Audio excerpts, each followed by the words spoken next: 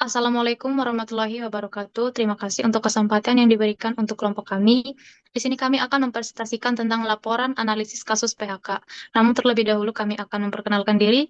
Perkenalkan, nama saya Sinta Sinaga dan teman saya Anissa Nur Amil. Baik, kami akan memulai presentasi kami.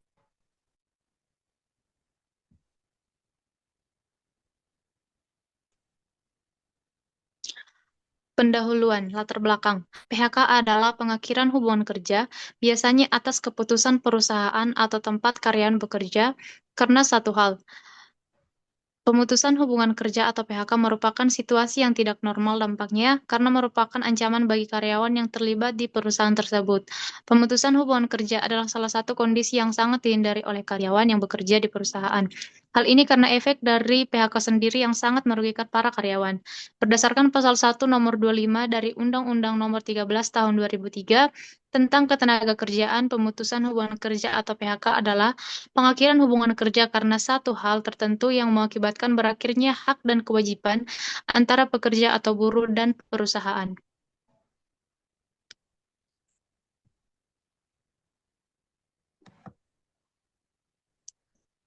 Adapun masalah yang akan kami bahas dalam presentasi kali ini, yang pertama, analisis kasus PHK, yang kedua, penyelesaian yang dilakukan perusahaan, yang ketiga, pelanggaran yang terjadi yang menjadi pemicu PHK, yang keempat, dampak negatif yang terjadi apabila terjadi PHK, dan yang kelima, penyelesaian yang dapat dilakukan dalam kasus PHK.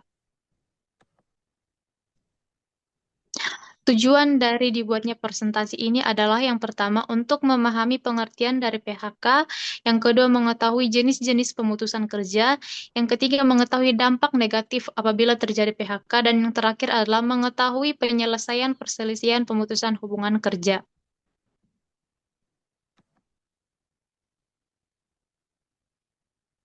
Baik, kami akan membahasnya. Yang pertama, pengertian pemutusan hubungan kerja atau PHK. Pengertian pemutusan hubungan kerja atau PHK merupakan berakhirnya kerjasama antara karyawan dengan perusahaan tempat seseorang itu bekerja, baik karena ketentuan yang telah disepakati atau mungkin berakhir di tengah karir. Mendengar istilah PHK, yang terlintas dalam pikiran kita adalah pemutusan hubungan kerja secara sepihak. Hal ini membuat istilah ini menjadi istilah yang negatif bagi sebagian orang. Menurut Manulang tahun 1988, istilah pemutusan kerja dapat memberikan beberapa pengertian. Yang pertama yaitu determination atau pemutusan hubungan kerja karena selesainya atau berakhirnya kontrak kerja yang telah disepakati. Yang kedua, dimisikal yaitu pemutusan hubungan kerja karena karyawan melakukan tindakan pelanggaran disiplin yang telah ditetapkan. Yang ketiga yaitu redundation, yaitu perusahaan melakukan pengembangan enggan menggunakan mesin-mesin teknologi baru seperti penggunaan robot-robot industri dalam proses produksi, penggunaan alat berat yang cukup dioperasikan satu atau dua orang untuk menggantikan tenaga kerja.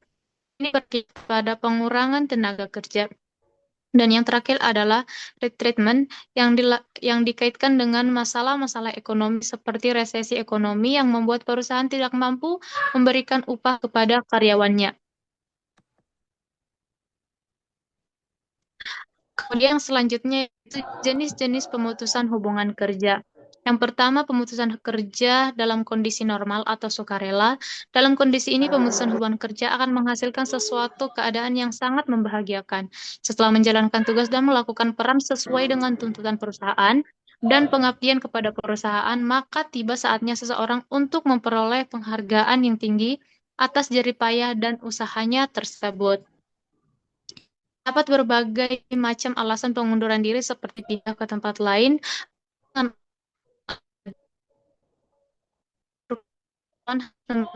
Yang pertama, mengajukan permohonan selambat-lambatnya 10 hari sebelum melakukan pengunduran.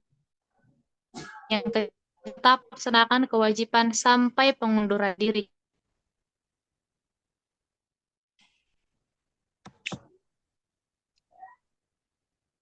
Yang kedua, pemutusan hubungan kerja pada kondisi tidak normal atau tidak sukarela. Pengembangan suatu perusahaan ditentukan oleh lingkungan di mana perusahaan beroperasi dan memperoleh dukungan agar tetap dapat survive menurut Robbins tahun 1984.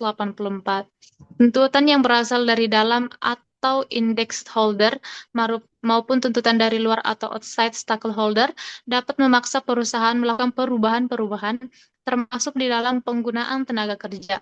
Dampak dari perubahan komposisi sumber daya manusia ini antara lain ialah pemutusan hubungan kerja. Kondisi yang demikian akan mempersulit suatu perusahaan mempertahankan kelangsungan yang bekerja di perusahaan tersebut. Hal ini berdampak pada semakin seringnya terjadi kasus pemutusan hubungan kerja. Kemudian yang berikutnya kita akan membahas tentang dampak negatif dari PHK.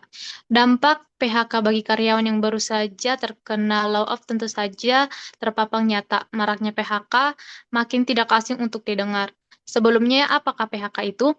Pemutusan hubungan kerja atau biasa kita kenal dengan PHK ialah sebuah tindakan yang dilakukan untuk memberhentikan pekerjaan seorang individu. Layoff atau downsizing memiliki artian untuk menghilangkan pekerjaan sehingga jumlah pengeluaran perusahaan dapat distruktur secara ulang. Seringkali perusahaan memutuskan untuk memberhentikan pegawai karena penurunan ekonomi untuk menghindari kebangkrutan. Faktanya, beberapa pegawai di zaman sekarang seringkali merasa terintimidasi oleh pekerja imigran. Namun, seringkali melupakan musuh sesungguhnya, yaitu teknologi. Menggunakan teknologi ternyata dapat menyebabkan peningkatan pada produktivitas perekonomian.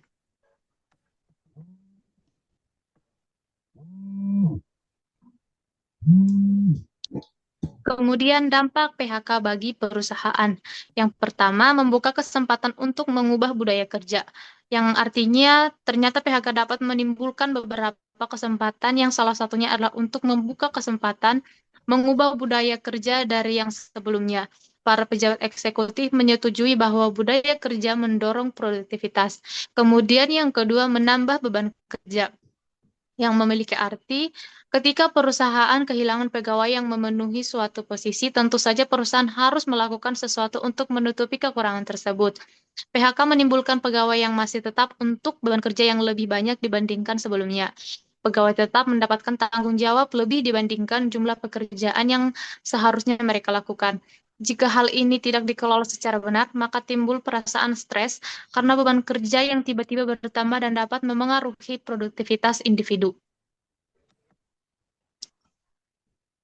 Kemudian yang ketiga yaitu meningkatkan produktivitas pegawai yang memiliki arti sebaliknya dari poin sebelumnya. PHK dapat menyebabkan pegawai untuk lebih produktif dan terlibat. Seimbang Seimbang berkembangnya perusahaan akan mulai juga pembentukan budaya baru untuk masa depan. Para pemimpin harus memberikan semangat untuk mereka yang bekerja sama mereka untuk menyingkirkan pekerjaan yang tidak berguna dan fokus menjadi lebih kreatif untuk perkembangan selanjutnya. Yang keempat yaitu timbul moral rendah antar pegawai, yaitu artinya PHK yang baru saja terjadi bisa menimbulkan penurunan moral antar pegawai karena ketakutan akan kehilangan pekerjaan. PHK menimbulkan banyak perubahan di perusahaan, termasuk perubahan di tingkat kenyamanan dan jaminan yang dirasakan para pegawai akan pekerjaan mereka. Di sisi lain, pekerja bisa meninggalkan komitmen mereka pada atasan karena kehilangan dan ketakutan akan posisi mereka yang mungkin terancam. Kemudian kita akan membahas tentang dampak PHK bagi karyawan yang bersangkutan. Yang pertama dari sisi psikologis karyawan terganggu. Pegawai atau dalam kasus ini sudah menjadi mantan pegawai bisa terpengaruh dari beberapa cara. Ketika seorang pegawai di PHK, rasa percaya dirinya terhadap pekerjaan jangka panjang secara umum mungkin akan berkurang. Pemberhentian karyawan seringkali membuat mantan pegawai untuk mengurangi rasa percaya kepada atasan, yang selanjutnya yang tentunya dapat menyebabkan sebuah konflik perilaku antara rekan kerja dan juga manajemen. Meskipun pemberi kerja baru tidak bertanggung jawab atas keadaan sebelumnya, kinerja pekerjaan masih dapat dipengaruhi oleh PHK yang sebelumnya terjadi. Banyak perusahaan berusaha membuat PHK seminimal mungkin dalam memberatkan karyawan. Kadang-kadang pemberi kerja dapat memberhentikan banyak orang sekaligus untuk mengurangi dampaknya.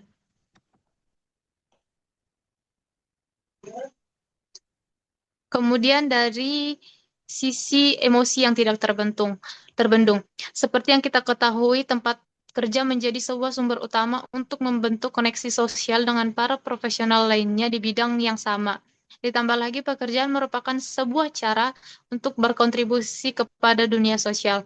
Setelah kehilangan suatu koneksi sosial atau sarana sebagai kontribusi profesional, pegawai yang diberhentikan dapat merasakan perasaan marah, ketidakberdayaan, dan emosi negatif lainnya karena pegawai merasakan masa depan tidak pasti dan pemberhentian pekerjaan yang baru saja terjadi. Kemudian yang ketiga, kehidupan sosial yang berantakan. Ditambah lagi pasangan dari pegawai yang baru saja di PHK mungkin dapat berpikir bagaimana cara untuk menghubur pasangannya tersebut. Jika status tidak bekerja bertahan selama beberapa waktu, pasangan dari seseorang mungkin akan menunjukkan rasa sikap kebencian dan bertanya-tanya apakah ia dengan serius mencari pekerjaan yang baru. Baik, selanjutnya akan dilanjutkan oleh teman saya, Anissa Nur Amila.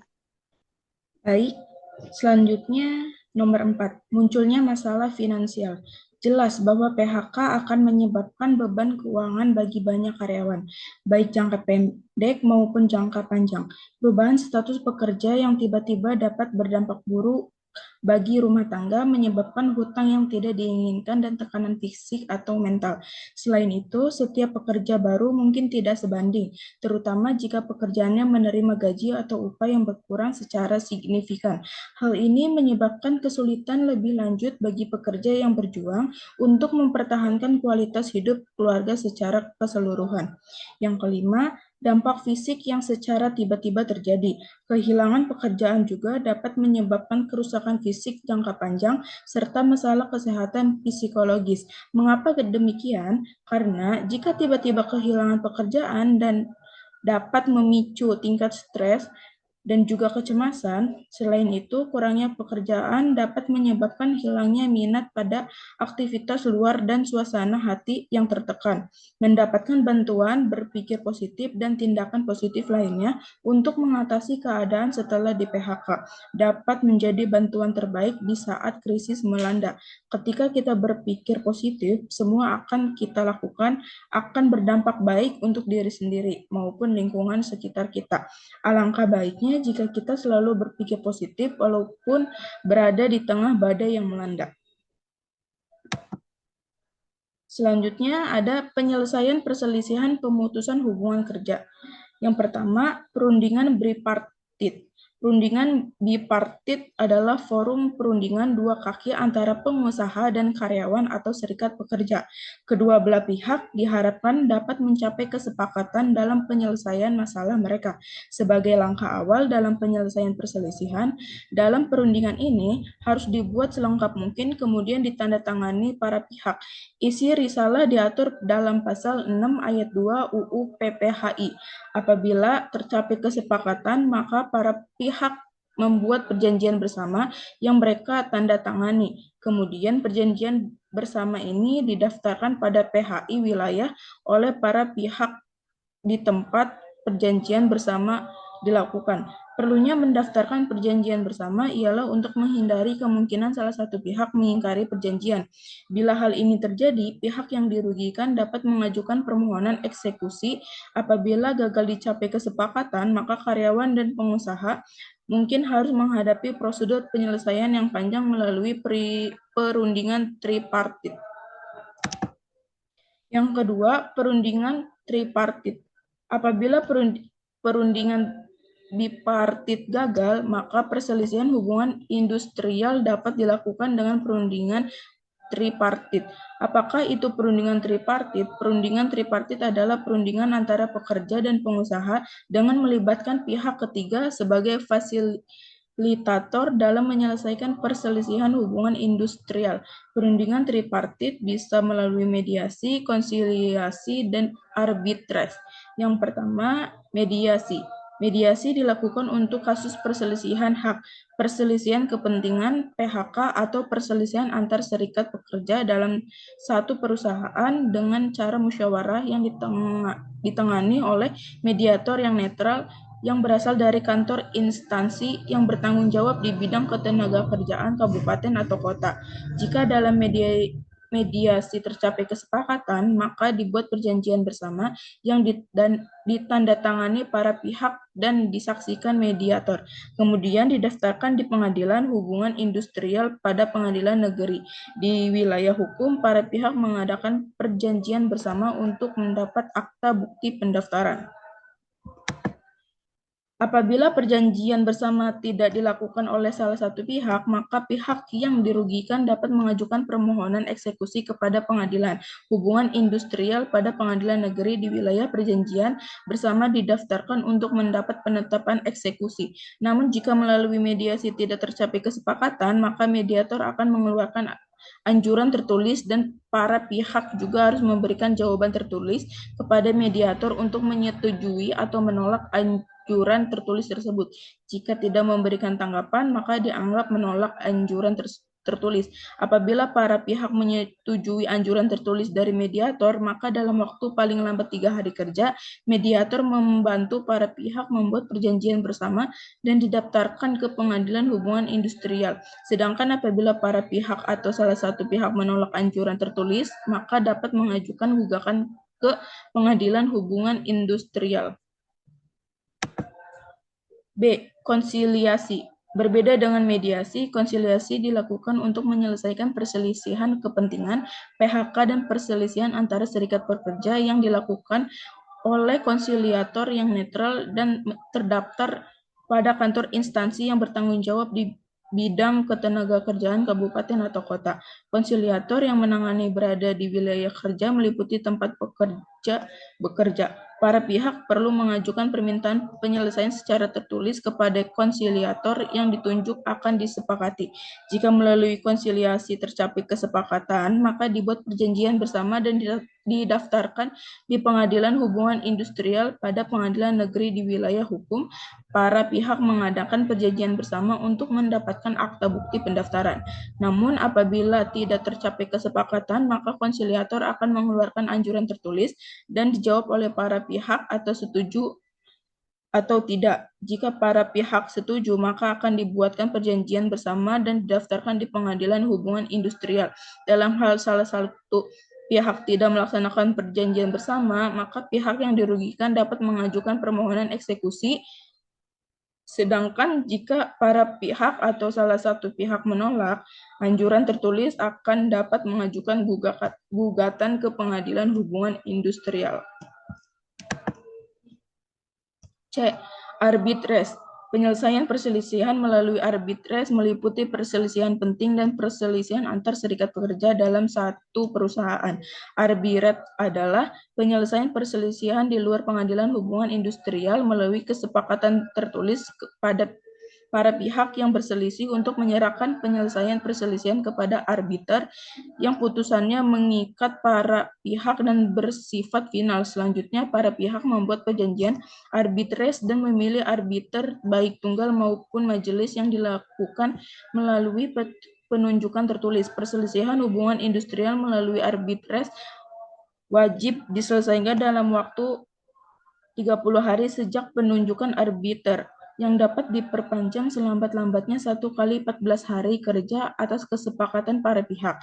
Proses penyelesaian perselisihan melalui arbitrase dimulai dengan mendamaikan para pihak. Jika terjadi kesepakatan, maka akan dibuat akta perdamaian. Jika tidak, maka diteruskan pemeriksaan sehingga dikeluarkan putusan-putusan. Arbitrase mempunyai kekuatan hukum yang mengikat para pihak serta bersifat akhir dan tetap. Putusan arbitrase tersebut kemudian didaftarkan di pengadilan hubungan industrial pada pengadilan negeri di wilayah. Arbiter menetapkan putusan. Jika putusan arbitrase tidak dilaksanakan, maka dapat diajukan fiat eksekusi di pengadilan hubungan industrial pada pengadilan negeri wilayah tempat kedudukan pihak yang harus menjalankan putusan. Perlu diketahui bahwa putusan arbitrase dapat diajukan permohonan pembatalan ke Mahkamah Agung (MA) paling lambat 30 hari kerja sejak diputuskan dengan alasan sebagaimana tercantum dalam pasal 52 ayat 1 UU PPHI. Namun demikian, jika perselisihan telah diselesaikan melalui arbitrase, maka tidak dapat diajukan lagi ke pengadilan hubungan industrial. Yang ketiga, gugatan ke pengadilan hubungan industrial. Berdasarkan penjelasan di atas, maka gugatan ke pengadilan hubungan industrial dapat diajukan apabila upaya tripartit yang meliputi mediasi dan konsiliasi gagal. Namun jika demikian, jika perselisihan telah diselesaikan melalui karena tidak dapat diajukan lagi ke pengadilan hubungan industrial. Menjawab pertanyaan mengenai apa saja perkara yang diselesaikan di pengadilan hubungan industrial, jawabannya adalah A. Di tingkat pertama untuk perselisihan hak dan perselisihan PHK. Yang B, di tingkat pertama dan terakhir untuk perselisihan kepentingan dan perselisihan antar serikat pekerja dalam satu perusahaan. Artinya dalam perselisihan hak dan perselisihan PHK masih dapat diajukan upaya hukum lebih lanjut yaitu melalui kasasi ke MA. Sedangkan untuk kasus perselisihan kepentingan dan perselisihan serikat pekerja dalam satu perusahaan tidak dapat diajukan ke kasasi ke MA. Adapun hukum acara yang berlaku dalam pengadilan hubungan industrial adalah hukuman acara perdata pada lingkungan peradilan umum, kecuali yang diatur secara khusus dalam UU PPHI. Untuk mengajukan gugatan perselisihan diajukan ke pengadilan hubungan industrial pada pengadilan negeri yang daerah hukumnya meliputi tempat kerja. Hal-hal yang perlu diperhatikan ketika mengajukan gugatan adalah sebagai berikut. A. Harus dilampiri risalah penyelesaian melalui mediasi atau konsiliasi. B. Nama lengkap dan alamat atau tempat kedudukan para pihak. C. Pokok-pokok persoalan yang menjadi perselisihan atau objek gugatan. Yang D. Dokumen-dokumen, surat-surat, dan hal lain yang dianggap perlu oleh penggugat. Setelah gugatan diajukan, selanjutnya akan dilaksanakan pemeriksaan oleh hakim dan akan diputus perkara perselisihannya. Selanjutnya, A, yaitu kesimpulan. Sebagai manifestasi pensiun yang dilaksanakan pada kondisi tidak normal, nampaknya masih merupakan ancaman yang mencemaskan karyawan dunia. Industri negara maju yang masih saja mencari upah buruh yang murah, senantiasa berusaha menempatkan investasinya di negara-negara yang lebih menjanjikan keuntungan yang besar, walaupun harus menutup dan merelokasikan atau memindahkan pabriknya ke negara lain. Keadaan ini tentu saja berdampak PHK pada karyawan di negara yang ditinggalkan. Efisiensi yang diberlakukan oleh perusahaan pada dewasa ini merupakan jawaban atas penambahan posisi-posisi yang tidak perlu di masa lalu, sehingga jika dilihat secara struktur organisasi, tampak terjadi penggelembungan yang sangat besar. Ketika tuntutan efisiensi harus dipenuhi, maka restrukturisasi merupakan jawabannya. Di sini tentu saja terjadi pemangkasan posisi besar-besaran, sehingga PHK masih belum dapat dihindarkan ketika perekonomian dunia masih belum adil dan program efisiensi yang dilakukan oleh para manajer terus digulirkan, maka PHK masih merupakan fenomena yang sangat mencemaskan dan harus diantisipasi dengan penyediaan lapangan kerja dan pelatihan keterampilan yang sesuai dengan kebutuhan masyarakat atau mantan karyawan. Maka dari pembahasan di atas, kita dapat menyimpulkan bahwa pemutusan hubungan kerja PHK merupakan dinamika dalam sebuah organisasi perusahaan, dan jika pandangan mengenai PHK itu negatif, maka itu kurang tepat karena PHK merupakan proses yang akan dialami semua karyawan, misalnya dengan pensiun atau kematian. Maka dari itu, pemutusan hubungan kerja dibagi dalam dua bagian, yaitu pemberhentian hubungan kerja PHK sementara. PHK sementara dapat disebabkan karena keinginan sendiri ataupun karena perusahaan dengan tujuan yang jelas. B. Pemberhentian hubungan kerja PHK permanen. PHK permanen dapat disebabkan tiga hal, yaitu keinginan sendiri, kontrak yang habis. C. Pensiun, kemudian perusahaan setelah pemutusan hubungan kerja tidak langsung lepas tangan, namun masih ada yang harus diberikan perusahaan kepada karyawan, yaitu paung pesangon dan uang penghargaan masa kerja, di mana pemberian uang pesangon dan uang penghargaan masa kerja disesuaikan dengan seberapa lama karyawan itu bekerja untuk perusahaan. Selanjutnya, hasil dari penelitian saya pada dasarnya sesuai dengan yang ada dalam teori pemutusan hubungan kerja.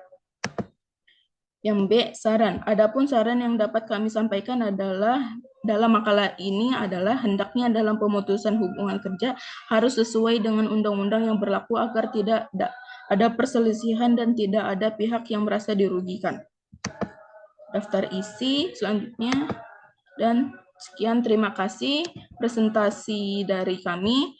Apabila ada kata-kata sebuah kalimat yang kurang berkesan, mohon dimaklumi. Sekian, terima kasih. Wassalamualaikum warahmatullahi wabarakatuh.